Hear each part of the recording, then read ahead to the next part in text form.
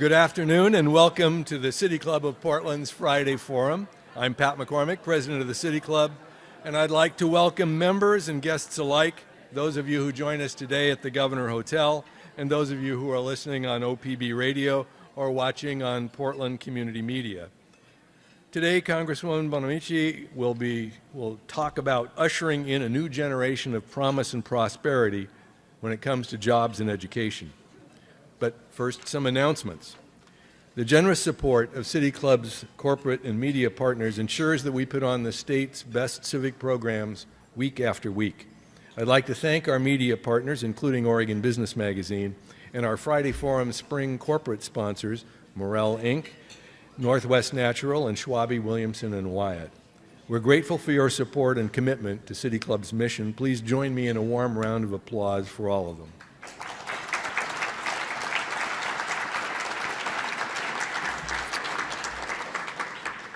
As those of you here in the room know, preceding today's meeting, City Club members debated the club's bicycle transportation study released and discussed at last Friday's forum.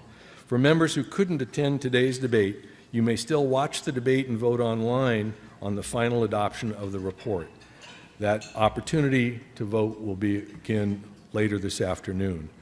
Also, members, please remember to join us next week for the annual meeting. Doors open at 11 a.m. and the program will begin at 11:15. Following the annual meeting, our Friday forum will be a discussion on the future of wave energy with Jason Bush, the Executive Director of Oregon Wave Energy Trust, and Tim Josie, Tillamook County Commissioner. We'll continue to host Friday forums through July, and we have a great set of programs coming up, everything ranging from Oregon Health Insurance Exchange to a Think Out Loud partnership with U.S. Attorney Amanda Marshall.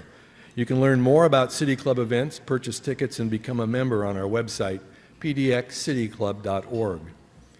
As always, City Club will be live tweeting at this event. You can follow or mention us at PDXCityClub, and be sure to use the hashtag CityClub in your own tweets. We will be having a question and answer session with Congresswoman Bonamici at the end of today's program. Members, please come to the microphone to ask your question. For all of our audience members, please locate the index cards on the center of your table and write your questions on them during the forum. We'll collect them prior to the start of the question and answer period. And now the program. The future of our economy depends on a well-educated workforce to create and fill the jobs for the 21st century. But here in Oregon, class sizes are growing, teachers have fewer classroom resources, arts education is being cut, and extracurricular activities are limited or have been eliminated. Federal policy has created incentives to teach to the test, and schools that do not meet rigid testing standards are penalized. Meanwhile, public funding for higher education has been cut, and the cost of college has grown by 500% since 1986. Congresswoman Suzanne Bonamici, a Portland City Club member, by the way, has been a member of the U.S. House of Representatives since February of 2012. As a member of the Committee on Education and the Workforce, Suzanne focuses on making college more affordable and reforming the Early Childhood and Secondary Education Act, also known as No Child Left Behind. She's the founder of the bipartisan Congressional STEAM Caucus, which aims to encourage innovation and creative thinking by integrating arts and design with science, technology, engineering, and math education. And without further ado, please help me welcome Congresswoman Suzanne Bonamici. Thank you, Pat. Thank you, Pat, for that nice introduction. It's always great to be at City Club. We're really fortunate in such a soundbite society to have a forum where we can really have in-depth discussions about important topics. I really enjoyed listening to the debate about the bicycle issue as well. So thank you so much for this invitation. Some of you may be wondering, why did I choose federal education policy for today's talk? Public education is my passion, has been for a long time. But I also see it as a key to rebuilding our economy, to the quality of life in our communities, and to democracy. I attended public schools. My husband Michael did as well. Our kids, Andrew and Sarah, went through and graduated from the Beaverton School District. Our daughter graduated from college a week ago today. She was born the year Measure 5 passed. So I say that so we understand there was a whole generation of students who have gone through our Oregon schools post Measure 5. I was an active volunteer in the schools, so I saw firsthand the effect of budget cuts and policy decisions. I did everything from help rebuild the playground to serving on the Beaverton Education Foundation Board to helping fill in to direct the school play when the director couldn't make it. That was a challenge for me. Helping with chess clubs and after-school activities and everything that I could do. All of these experiences helped inspire me and my dedication to doing everything I can to build and support a strong system of public education. And I have spent a lot of my adult life, both as a parent and a legislator, advocating for public education. It's what first took me to the state capitol and back in the days of the Citizens for School Support and riding down in the buses and standing on the steps waving Save Our School signs. Probably many of you were there as well. And I have to say this issue is what led me to decide to run for office, first at the state level and of course now at the federal level. I carry this passion with me now as I represent Oregon's 1st Congressional District, and I'm really honored beginning in January with a seat on the House Committee on Education and the Workforce. And that gives me an opportunity to work directly on issues of federal education policy. I want to start today by saying, and I think I want to really emphasize that there's a lot to be proud of our public schools in Oregon. Public education is still thriving here. I mean, look at some recent examples. Grant High School and Lincoln High School, the last 2 years have won the national We the People competition. Stoller Middle School in Beaverton just won the National History Bowl championship. Every day there are unrecognized successes and accomplishments in every single school across our state. Redmond High School just graduated 29 valedictorians. I think there's a story there. I had some very astute questions recently when I was over at Warrenton High School talking to the students over there. So I will not be part of the public education bashing that leads to calls to privatize or abandon our public schools, and I hope you join me in that commitment. But, thank you.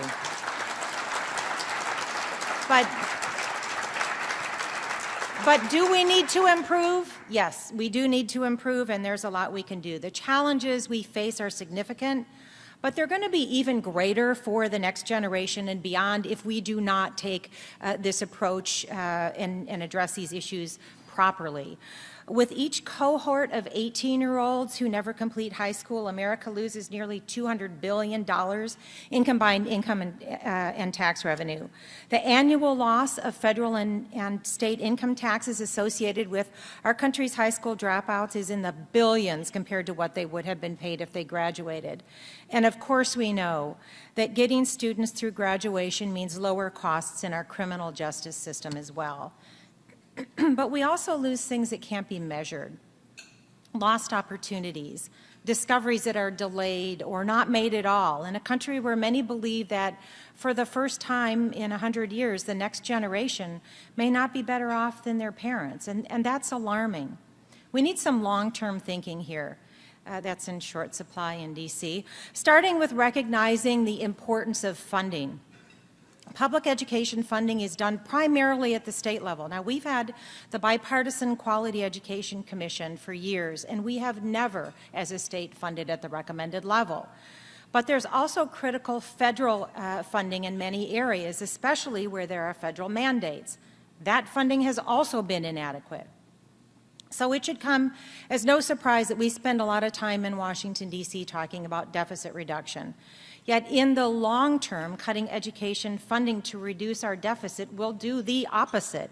And frankly, some of my colleagues in Washington just don't seem to understand education as an investment.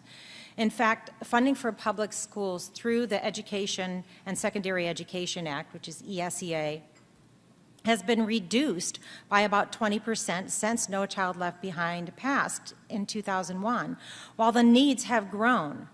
And for some, that isn't enough. We recently voted on the Ryan budget, which slashes college student aid by $168 billion with a B dollars over the next 10 years, wiping out the entire $98 billion in mandatory Pell Grant funding. That's the wrong direction.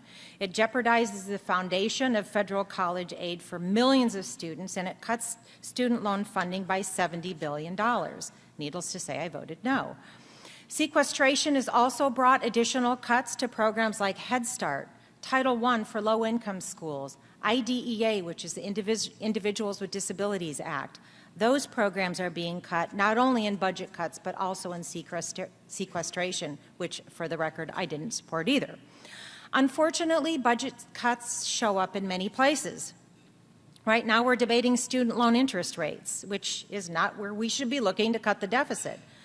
Rates are scheduled to double on July 1st. That's very soon. So the House, not me, passed a measure to create a variable interest rate that, according to projections, would actually raise rates even higher than if we simply let them double. And this is even though the federal government is projected to make more than $50 billion in interest on student loan programs this year. So I'll emphasize that adequate funding is a critical issue at both the state and federal level. I know my colleagues in Salem are probably, as we speak, working on the education funding package. And part of the discussion is, of course, what do we do with the funding? But before I talk about the policy choices, there's another issue that we can't ignore when we talk about education, and it's the effect of poverty. Public education is, in fact, the great equalizer, and we need to educate all children regardless of income. But we shouldn't be talking about educational achievement without talking about anti-poverty programs. And that's exactly why earlier this week in the Education Committee, I mentioned the importance of TANF, which is the Temporary Assistance to Needy Families, LIHEAP, the Low Income Energy Assistance Program. It's why I'm very concerned about cuts to SNAP or food stamps that are in this farm bill that we're debating. It's why I support efforts to build more low-income housing. It's heartbreaking to know that many students, after a day at school, don't have a home to go to. And it's why I push back when people compare test scores of U.S. students with test scores of students from, for example, Finland, where less than 5% of the people live in poverty compared to about 23% of people in the United States. So with that in mind, let's talk about what we should do. Well, the first thing we should do is to start early in life, really early. 85% of the brain is developed before a child reaches the age of 5. Developing those socio-emotional skills, the physical and mental health, perseverance, attention, motivation, and self-confidence early in a child's life will supercharge investments later in education. But as President Obama noted in the State of the Union address, fewer than 3 in 10 4-year-olds are enrolled in high-quality preschool programs. That has to change if we want to have students who are ready, eager to learn as they enter kindergarten. Back in 2011, in the height of the Occupy movement, I'm sure we all have memories of that. One thing I remember about that is that Nicholas Kristof, Oregonian Nicholas Kristof, wrote a column called Occupy the Classroom. He said this: "The question isn't whether we can afford early childhood education, but whether we can afford not to provide it. We can pay for prisons or we can pay less for early childhood education to help build a fairer and more equitable nation." And I couldn't agree more. We need to implement an aggressive plan to provide parents with the resources and information they need to make good decisions for their children early in life. This includes a funded full-day kindergarten, funded universal pre-kindergarten programs for 3- and 4-year-old children whose parents choose to enroll them. And I'm glad to see that the Obama administration has made early childhood education a priority, as our governor has done. And I know we'll be having many more discussions about this going forward. Under the President's Preschool for All proposal, every 4-year-old child would have access to high-quality preschool. And incentives would be put in place for states to adopt full-day kindergarten. A new Early Start Child Care Partnership Grant Program would support the expansion of early learning programs for children from birth to 3. And a new initiative to expand voluntary home visitation programs would give parents access to nurses and social workers and other professionals who can connect children and their families with developmental and other resources. Here in Oregon, we know these programs work. And I look forward to working in Congress to move this concept forward. And the emphasis on early childhood education is part of something broader. It's not enough to focus on academic achievement. We must promote long-term development and success of our children, and that means taking a whole child approach. It involves collaboration among educators, families, community members, policymakers, and soon I'm introducing a whole child resolution that emphasizes the importance of this concept. It has 4 key tenets. Ensure that every student enters school healthy and stays healthy. And we've seen great work being done in Oregon with our school-based health centers. Provide a physically and emotionally safe environment for every student. Make sure every student is actively engaged in the learning community, and provide personalized learning and support for all students. In addition to and related to the whole child approach, we should be focusing and must focus on providing every student with a well-rounded education. Let me explain what that means. Why teaching Beethoven is as important as teaching biology. In a well-rounded education, you'll find the arts and the humanities. You'll find civics and social studies, not just what's tested, more on that shortly, and not just what's left after funding cuts. When funding for education is cut, we know what's lost. Art, music, band, orchestra, photography, choir, drama, all these courses that then students either go without or have to pay for, making them seem like extras rather than what they are, which is an important part of education. We all know that Portlanders just passed a arts tax for education. I know it's a wee bit controversial in its implementation, but even though the structure is controversial, what we did learn from that passage is that arts education is something Portlanders understand and value. Frankly, it shouldn't be something we have to pass a tax to have in our schools. It should be part of public education. Now, I have to say that not everyone in Washington, D.C. shares that view, but I'm working on that. Pat mentioned that I'm on the Education Committee. I'm also on the Science, Space, and Technology Committee. I've been part of many discussions about STEM, science, technology, engineering, and math, critical to the importance of economic growth and development, no question. But there's another important ingredient to creating successful STEM students and other innovators who will go on to really make up our 21st century workforce, and that's the arts. When students are exposed to arts in the STEM disciplines, they learn to use both sides of their brain, they think critically and creatively, and they learn to innovate. These are the skills students need to be developing throughout their education. Now, some professors at Michigan State University, are there any Spartans here in the room? How about we have one? Some professors at Michigan State University have been doing some great research on this issue. They recently found that significant arts and crafts experience is highly correlated with professional success in science and engineering. I'll say that again. Significant arts and crafts experience is highly correlated with professional success in science and engineering as measured by outcomes such as major prizes, honors, patents, or the founding of new high-tech companies. Even more significant, they surveyed 235 mid-career scientists and engineers, and here's what they found. More than 80% of them affirmed that arts and crafts education should be required as part of STEM education. The authors of the study identified 14 measurable skills linked to success in the sciences that are directly related to arts education. Observation, imaging and visualization, abstracting, pattern recognition and pattern invention, analogizing, dimensional thinking, modeling, manual dexterity, transforming data into visual or graphical forms, understanding data in experiments kinesthetically and empathetically, and more. Now, I had the honor of meeting Yo-Yo Ma recently when he was in the Capitol. It was really a highlight. And I'll paraphrase what he said here. Scientists have a good reason to support the arts. Arts is the abstraction of science. And Dr. John Maeda, who's the president of RISD, the Rhode Island preeminent design school in the country, said this: As a lifelong STEM student, I've seen firsthand the progress that STEM education can produce, but I've also witnessed STEM's limitations. Innovation depends on the problem-solving, risk-taking, and creativity that is natural to the way artists and designers think. And that's from a former MIT professor. So to bring the concept of integrating the arts into the STEM disciplines to the debate in Washington, D.C., as Pat said, I formed the bipartisan Congressional STEAM caucus with Representative Aaron Schock from Illinois. The caucus is fairly new, but we're off to a great start. We had a kickoff event.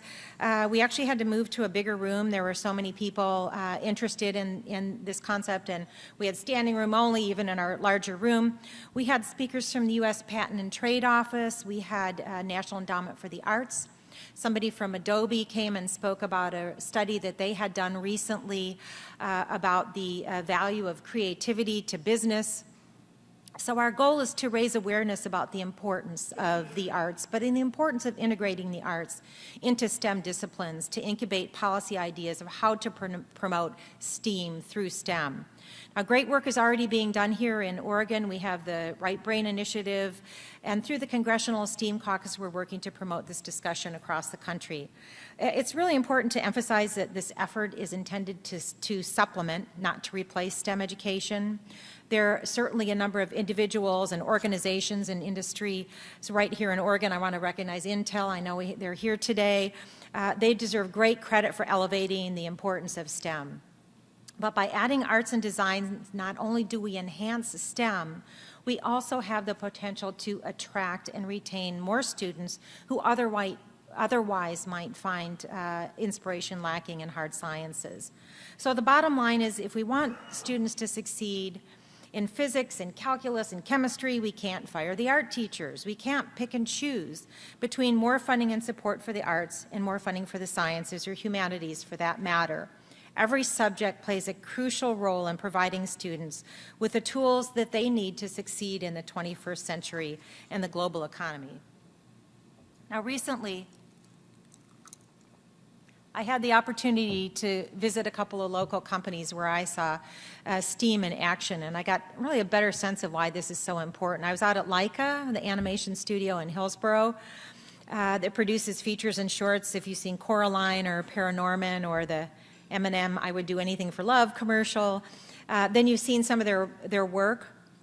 When I toured the facility, there were puppets and incredible sets and sculptors and fabric artists, graphic designers, and people skilled in cutting-edge technology all working together, an amazing collaboration of fine arts and high tech, which is the very essence of STEAM. We were over at Elemental Technologies recently in Portland, great local company that creates software to stream video to our computers and our smartphones and all our devices and televisions. They've developed the technology to broadcast the 2012 Summer Olympics to our devices, and that's a great example, again, of integrating art and technology. Another example of blending arts and sciences is Nike's project with the Oregon College of Arts and Crafts. The OCAC is providing new materials and insights to Nike designers. Design's a crucial part of what they do. So you can find endless examples where companies merge the STEM disciplines and artistic disciplines, and lots of opportunities for innovation. What you won't find is business owners looking for good standardized test takers. And that brings me to the next point I want to make. We are over-testing our students, and the tests that we're using don't provide what we need to improve student outcomes.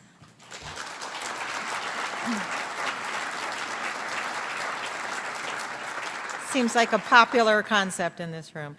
And to fix this problem, we need to change high-stakes testing into meaningful assessment. Now, the goals behind No Child Left Behind are important. The law drew attention to schools where there was high poverty, and not surprisingly, we found low-achieving students. And No Child Left Behind sought to close wealth and race achievement gaps.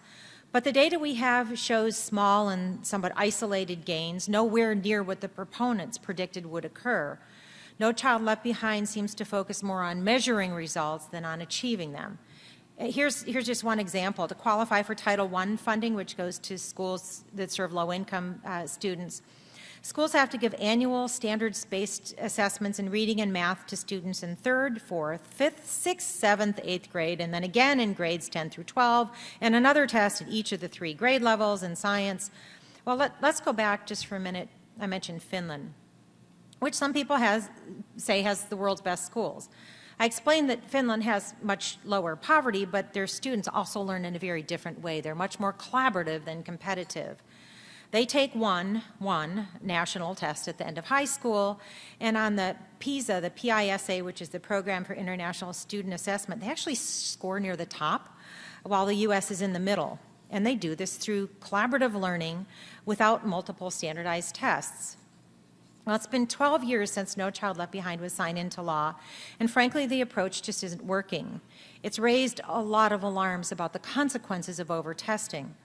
Now, Dr. Young Zhao from the University of Oregon, my alma mater, there have to be some ducks in the room here. Dr. Zhao is the Associate Dean for Global Education at U of O, raised in rural China, went through the Chinese education system. He speaks passionately about the need for entrepreneurial education and unleashing our students' creativity and potential. He recently wrote, "What brings great test scores may hamper entrepreneurial qualities. Standardized testing and a focus on rote memorization, for example, are perhaps the biggest enemies of entrepreneurial capability." He actually analyzed the test scores of the PISA test and found a negative correlation between creativity and test taking. He wrote that countries with higher scores have fewer people who are confident about their entrepreneurial capabilities. And in the innovation-driven economies like Singapore, Korea, Taiwan, and Japan, they may be the best performers on those tests, but their capabilities or confidence in their ability to start new businesses are the lowest. Now, teachers know what's happened as a result of so many standardized tests. If you talk to them, you'll hear their frustration. They're focused on test preparation, which means less time for instruction. And if you talk to parents, you'll hear their frustration as well. I want to share a brief story. I was speaking with my daughter who graduated from college, and one of her classmates wanted to be a teacher. She went and worked in some schools, and she said, "Boy, I tell you, college exams are nothing compared to the stress that those kids feel when they're taking those tests." So this young woman decided she didn't want to be a teacher. She's going to be a pediatrician, which is a great thing, but we need to encourage people to be teachers, and this over-testing is discouraging them. When I was in the Oregon legislature, I led the effort to pass a bipartisan bill that actually reduced the number of times that students need to retake tests. We had a teacher come in and testify that she spent weeks on preparing students to take tests, and then even if they had met or exceeded the standards, they had to go back and retake them, and then they had to retake them yet again. The first year the bill was implemented resulted in thousands and thousands and thousands of fewer tests, which meant more instruction time. One positive move in testing over the years has been the shift to computer adaptive testing rather than traditional pen and paper testing. Oregon's been doing this for a long time. Adaptive tests present questions based on the student's ability, and then as demonstrated by an earlier question, the test adapts to the student's abilities, and testing time is shortened, and the results are actually provided immediately. So done properly, they're an excellent tool. I want to make another point about testing. With the implementation of the Common Core standards, which Oregon is currently working on, many concerns are being raised about increased testing in connection with those standards. High standards are great. I don't think anyone disagrees that we should have high standards for our students. But I urge caution and hope that our states don't rush into a new wave of over-testing because of the Common Core standards. Now, another part of No Child Left Behind that needs to get changed is how the student assessments measure what's called AYP, or adequate yearly progress.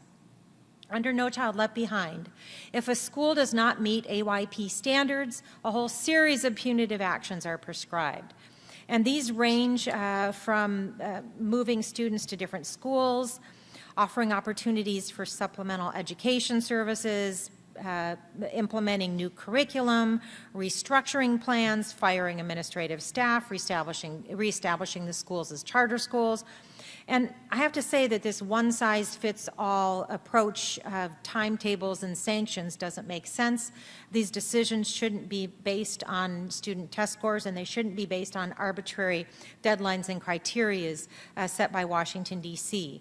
What we're learning now is that the so-called turnaround strategies for public schools do not achieve their stated goals, and in many cases do more harm than good.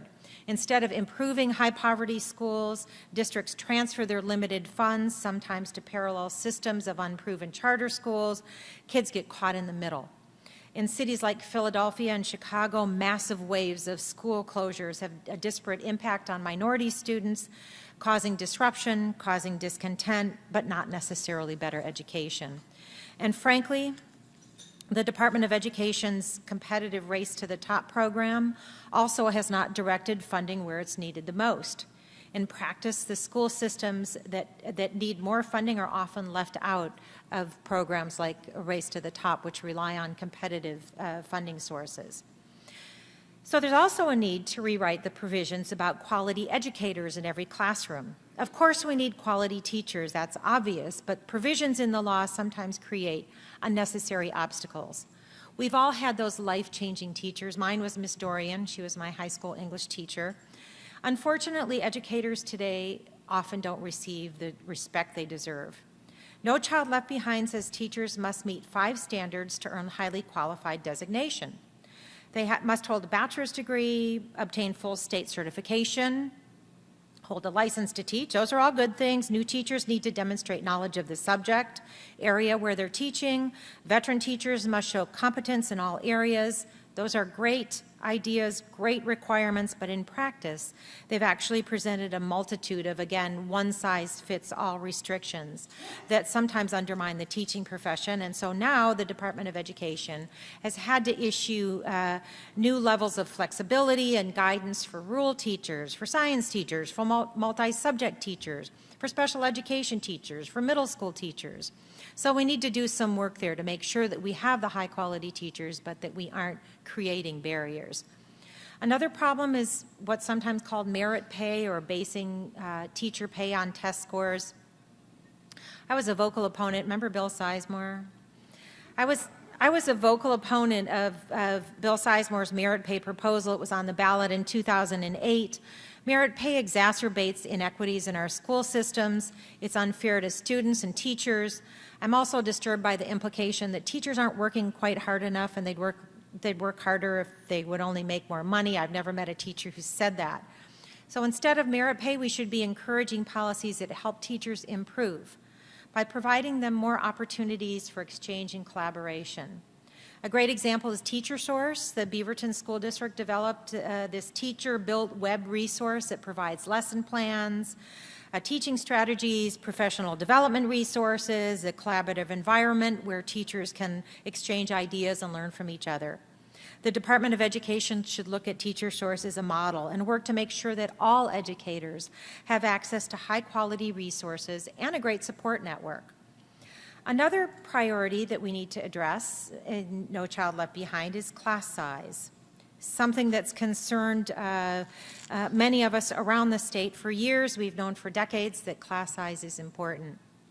Back in the 1970s, there was a well-recognized study. It's called the STAR study, Student-Teacher Achievement Ratio. This project found substantial and persistent learning gains in classes of 13 to 17 students. They also found that poor and minority students gained the largest benefits, and similar results have been found in study after study. Of course, we need to have great teachers in all those classrooms, and a federal class size reduction strategy was actually started in 2000, but then that was incorporated into a more general program which limited resources that were available to shrink class sizes. And budget cuts at the state level have also caused class sizes to increase. In the Beaverton School District, for example, elementary schools go up to 37 students per class. Middle schools up to 45, high schools up to 55. This is unacceptable. Parents have repeatedly told school boards across the state and have told their elected leaders we need to work together to find ways to get class sizes down.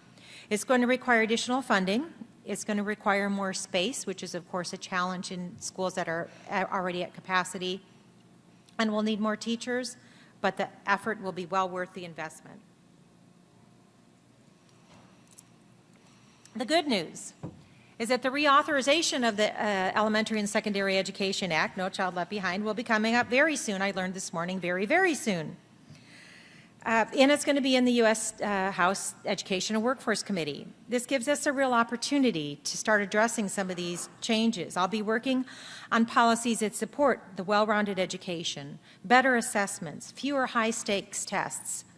In the Senate, Senator Harkin has introduced a reauthorization bill that was earlier this week that would permit states to use a whole series of formative assessments instead of one big summative test at the end of the year. Now, I've heard summative assessments compared to an autopsy.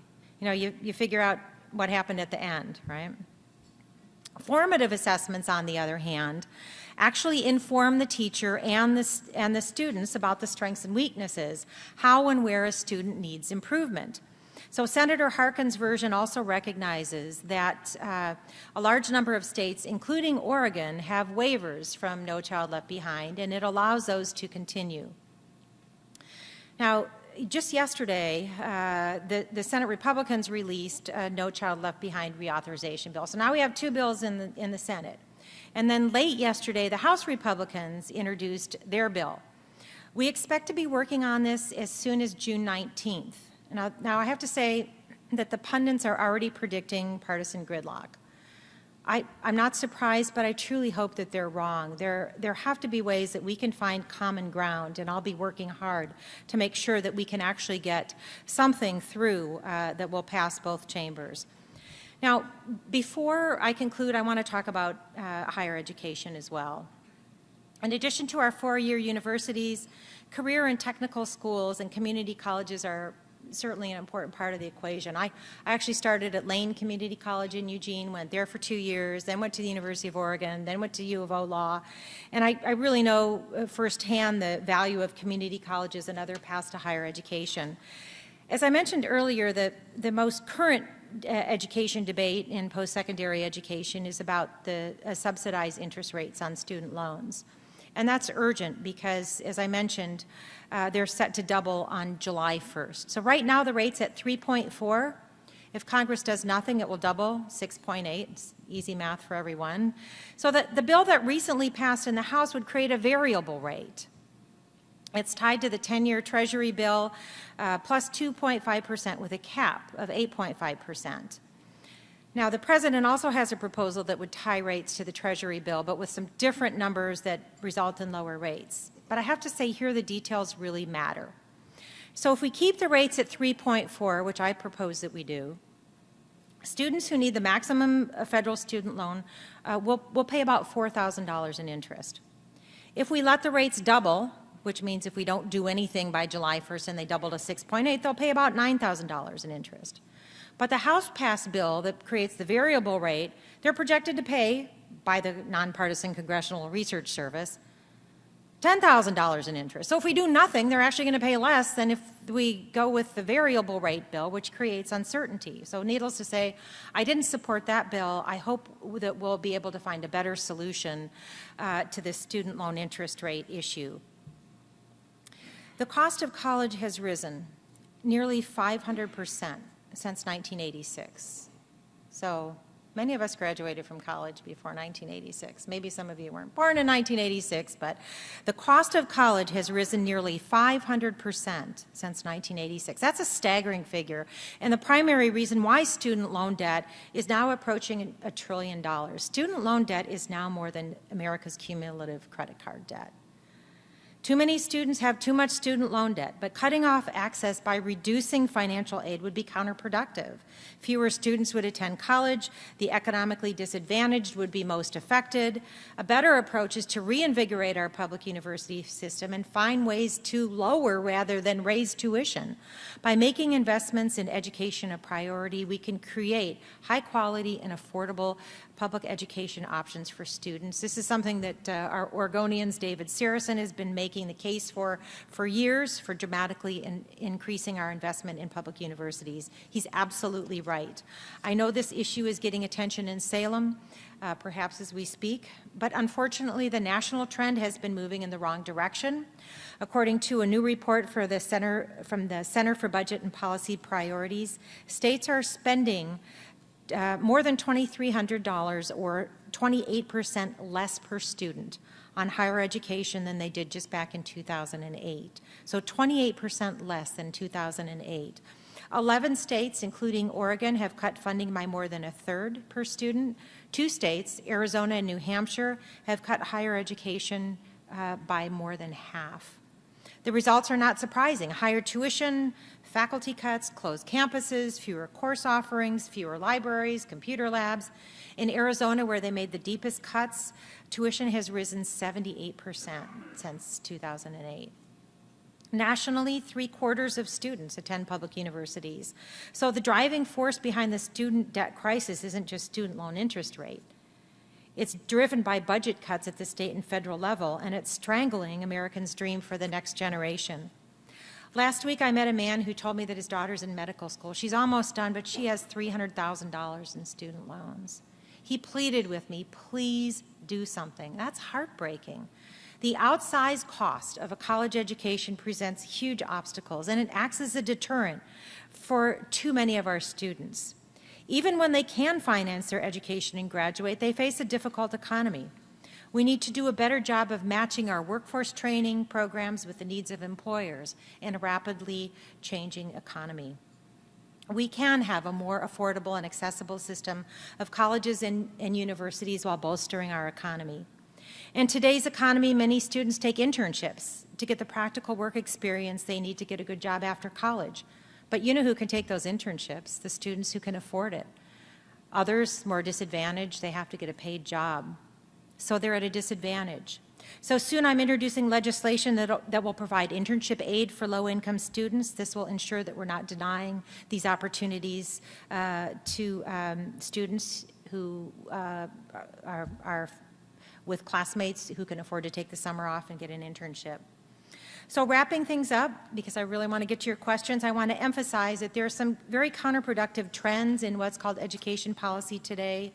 We've implemented policies that, unless corrected, will not fully prepare our students for a workforce that needs and values collaboration, communication, creativity, and innovation.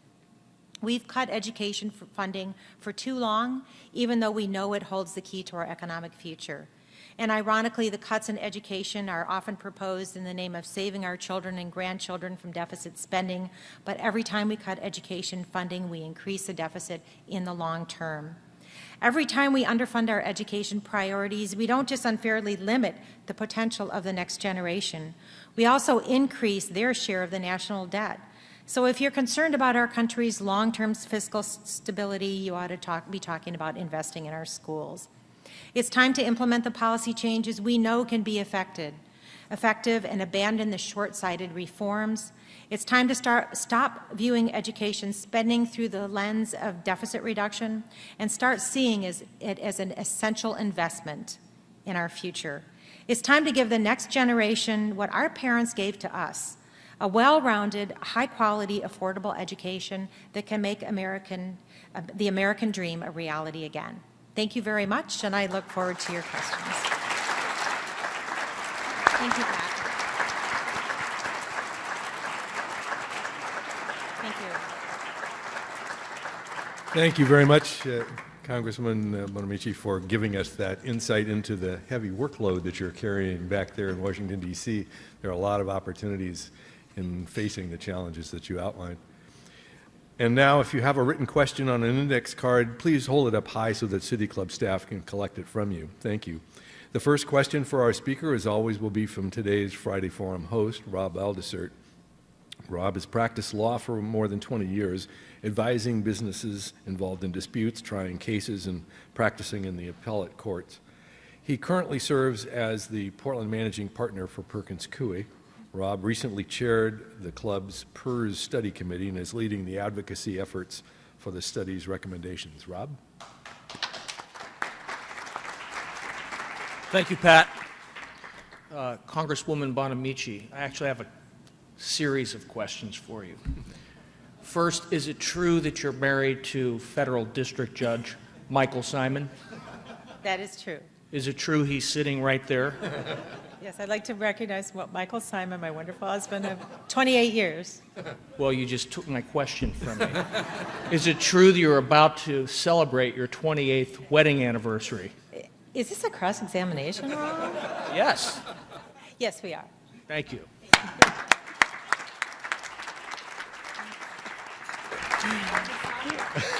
We will now take questions from the floor.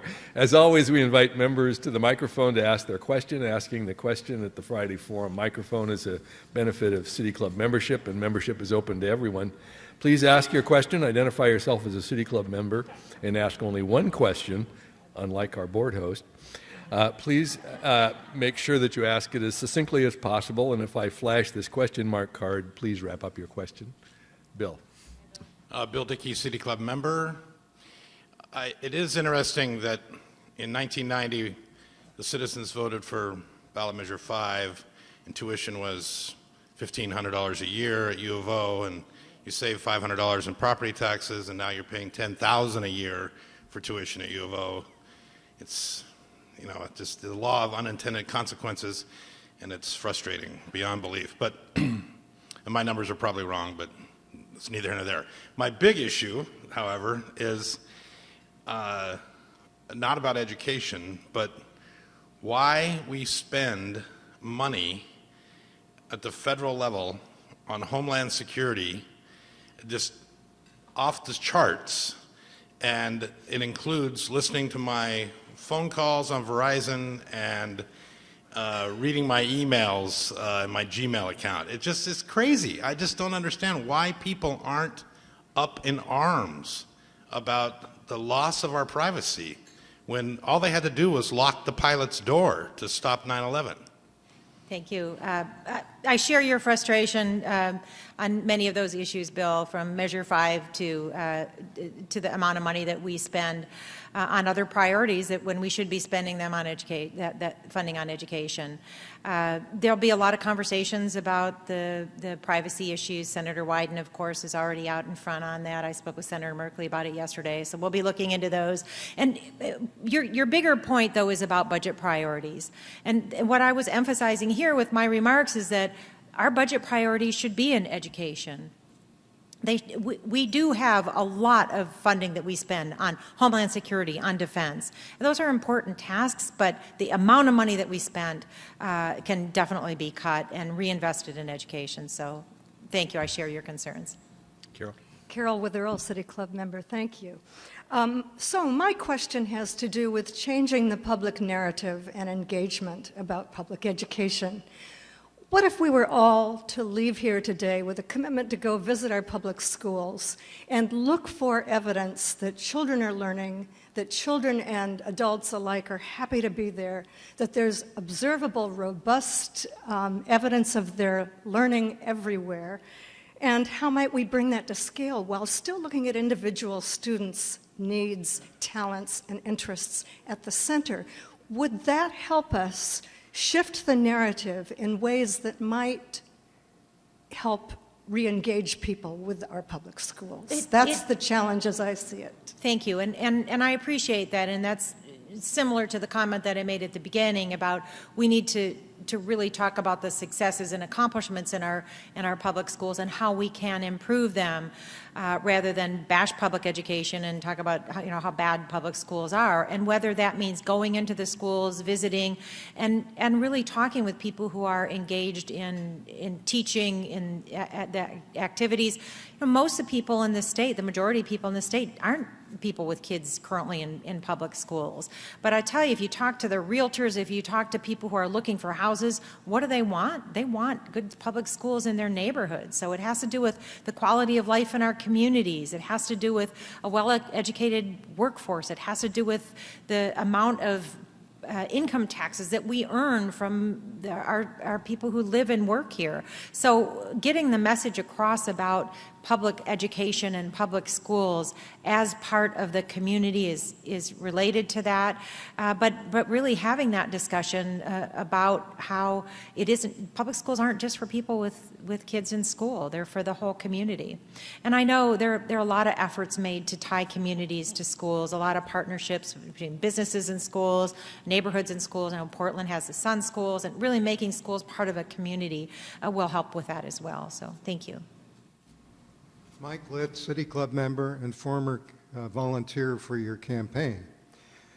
The Trans-Pacific Partnership is a critically important commercial agreement among the U.S. and 11 other Pacific Rim companies. It would set new rules for everything from food safety, financial markets, to medicine prices, and internet freedom. The administration is rejecting demands to publicize the text of this agreement. Even Congress is being kept in the dark. However, a group of about 600 trade advisors, dominated by representatives of big businesses, have access to draft text and the negotiations. The agreement must be ratified by Congress, at which time it will become public. But Obama wants the agreement fast-tracked, which means that Congress would have to give it a yes or no vote with no amendments allowed. Do you agree with me that this represents a severe assault on American democracy? And if so, what do you plan to do about it?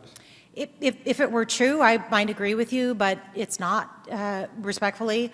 There needs to be, the Trans-Pacific Partnership, just very briefly, because this is about education. The Trans-Pacific Partnership is a trade agreement that's currently being negotiated. There is a significant amount of misinformation about it, including that members of Congress cannot see it.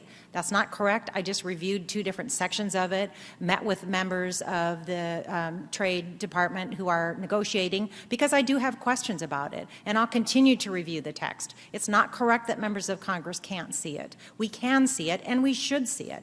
So that's not correct. I'll be looking at the sections very carefully and asking a lot of questions as the negotiations go forward to help assure that we do have strong labor, environmental, consumer, and intellectual property protections in that agreement, because it's very important to not only Oregon, but to the country that we get this right. Thank you. Roger Meyer, City Club member. My question is, what can we do to support your endeavors? I was really inspired by your overview of where the current legislative discussions and dialogues, and the City Club, your City Club, has 2 study groups that have worked with the public school focus, and we found that majority of City Club members, in fact, have a relationship, as Carol says, with schools, and I know I met her at 3 schools, and I really been heartened by it. But what can we do from this day on in terms of your process to support you in these very important, vital kind of issues? Thank you. I very much appreciate that. Well, like I said, we're pretty fortunate here in Portland that not only do we have Portlanders who appreciate and understand the values of public education and arts education and whole child education. So I encourage you to talk with people about what you heard today, follow the work that we're doing, and talk to people who live in other areas. You know, the obvious difference between passing laws at the state level and at the federal level is that, yes, we have a diverse state in Oregon, but we really have a diverse country. And so passing federal legislation means we have to pass legislation that works in all of the states, which are incredibly diverse. So if you know people who live in other states, for example, if you know people who live in other parts of Oregon, have them contact their representative to advocate for these changes. And we do track input into the office through either emails or phone calls. So that's another good way to communicate with either with me or with other members of Congress with this message. So thank you. Tom Karwacki, City Club member. Yesterday there was some legislation introduced to make sure that all of the students who are DREAM Act students would be deported. The question if you wanted to talk about that, and would you be willing to discuss or debate some of the issues that you talked about today with, say, somebody like Representative Butler or McMorris, maybe at a City Club in the future? Absolutely. And what you're talking about is an amendment that was put into the Homeland Security bill. I'm very much opposed to the amendment. It almost failed on the floor. It was an amendment that, that the president has, the administration has, for several months now said that they aren't going to deport the students who are the dreamers, who are, doing well in school here and enrolled in school, and they're not going to focus on that. This amendment takes away the prosecutorial discretion and requires deportation of these students. Trust me, there were many of us who were incredibly disappointed when that amendment passed. I did not vote for the final bill, and we'll continue to work on it. I know that the president won't sign a bill that has that in it, and I know it won't go anywhere in the Senate, or I hope it won't go anywhere in the Senate, especially when we're really working hard in both chambers on bipartisan comprehensive immigration reform. To have that one amendment put into law yesterday was a big disappointment for a lot of us. And yes, I'll be willing to talk with my colleagues about these issues. Kurt Wavering, member. I must say that when I listen to your presentation, I'm totally in agreement with where you're coming from and what you're recommending. But then, as I read information about how we spend our money, particularly at the federal level, there's an enormous amount spent on defense. That is, Department of Defense. We have 50,000 troops in Germany. We have 12 aircraft carriers. Nobody else has anything like that. We spend more money than anybody else combined on defense. So I'm kind of echoing a previous question, is there a way to alert people to the fact that we're spending money on priorities and defense approaches that don't make sense anymore? Thank you for the question. We do that all the time. And I served on the Budget Committee until January when I joined the Education Committee. We have Congressman Blumenauer and Congressman Schrader on the Budget Committee now. Those discussions happen predominantly in the Budget Committee, but they happen on the floor as well. And we'll continue to talk about those. Budgeting and actually policy making is about priorities. And my message here is that we need more investment in education. And it's not that we don't have the funds, it's that the funds are going to the wrong places. Thank you. Ann O'Neill, City Club member. I applaud your grace in being able to discuss our problems without trashing our public schools. And I have a feeling you do the same thing when you negotiate some of our difficult problems in Congress. We've got a lot of senior senators and congressmen retiring, and I'm wondering how you're able to discuss and negotiate some of the problems that often cause some serious headbutting. The same way I did at the state level. We start by building relationships and we try to find common ground. I mean, someday we can talk about I serve on the Science, Space, and Technology Committee, which is also very interesting. And I'm the ranking member, which is a top Democrat on the Environment Subcommittee. So talk about a place where we don't always agree on issues, but we try to find common ground. We try to get things done. I think my one little comment is that Todd Aiken is not on the Science Committee anymore, which is a good thing. But we work together to try to find common ground. We don't always agree on everything, but it is challenging because there are significant sort of philosophical differences about the role of government among some of my colleagues, which was especially obvious in the Budget Committee when we would advocate for not cutting things like community development block grants or SNAP programs, and colleagues would say, well, we don't need to provide those with federal dollars because the faith community will take care of those needs. So that's just an example of the lack of understanding about what really happens in communities. So we'll continue to have conversations. We continue to build relationships and find common ground. And I build relationships with people whether I agree with them or not, because that's how we get things done. We have run out of time for further questions, and we'll have to stop for the day. Please join us next week for the annual meeting and a discussion on wave energy. And as we close for today, please join me in offering our sincere thanks to Congresswoman Suzanne Bonamici for being here today and helping us understand more about what's going on in Washington with education. Thank you. We are adjourned.